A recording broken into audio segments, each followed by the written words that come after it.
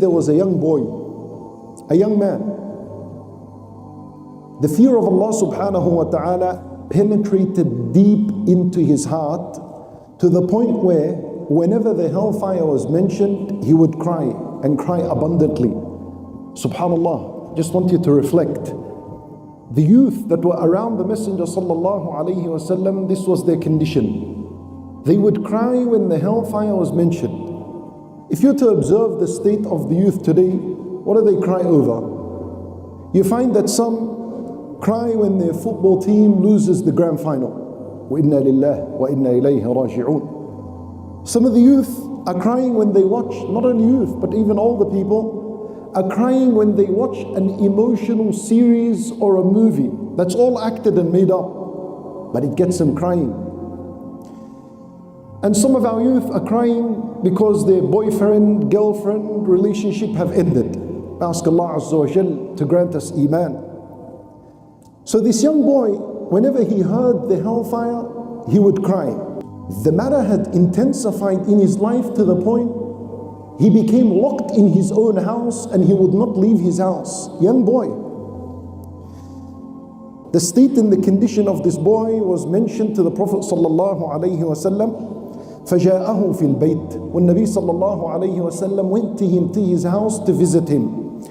The moment the Messenger sallallahu alayhi wasallam entered this young boy's house, the boy, he jumped and he hugged the Nabi sallallahu alayhi wasallam tightly, وَخَرَّ مَيِّتًا, and he died.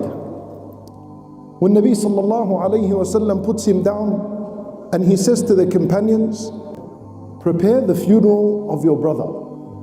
For indeed, the mention of the fire has tore his liver into pieces.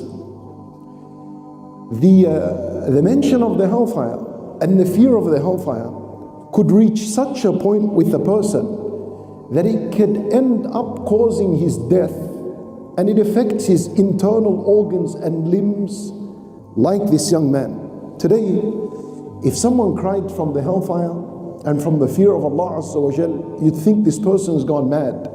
We'd say, brother, you need to take a break, you need to relax, you've gone insane and you've gone mad. This is because the fear of the hellfire has long gone from the people's memory and the people's talk. We ask Allah Azza wa Jal to enlighten us with Iman. The problem in today's world and society, there is a huge emphasis on love and hope. Wherever you go, love Allah Azza wa Jal, hope in Allah's mercy, hope in Allah's forgiveness, and that's all good and that's all required, and it is necessary part of healthy Iman. And the one who talks about the fear of Allah and the hellfire is cancelled and he's hated. I don't like this sheikh, I hate this sheikh and this preacher because they scare me from Allah. And they talk to me about the hellfire and I don't like to be afraid and scared of Allah Azza wa Jal. Well, I give you some news. The reality is, if you die and your heart only knows the love of Allah and hope in Allah, and your heart doesn't know the fear of Allah, you will meet Allah Azza wa Jal on the Day of Judgment with a corrupted heart. The fear of Allah Azza wa Jal is wajib. It's just as important as hoping in Allah subhanahu wa ta'ala's mercy and forgiveness. Anas ibn Malik radiallahu anhu narrated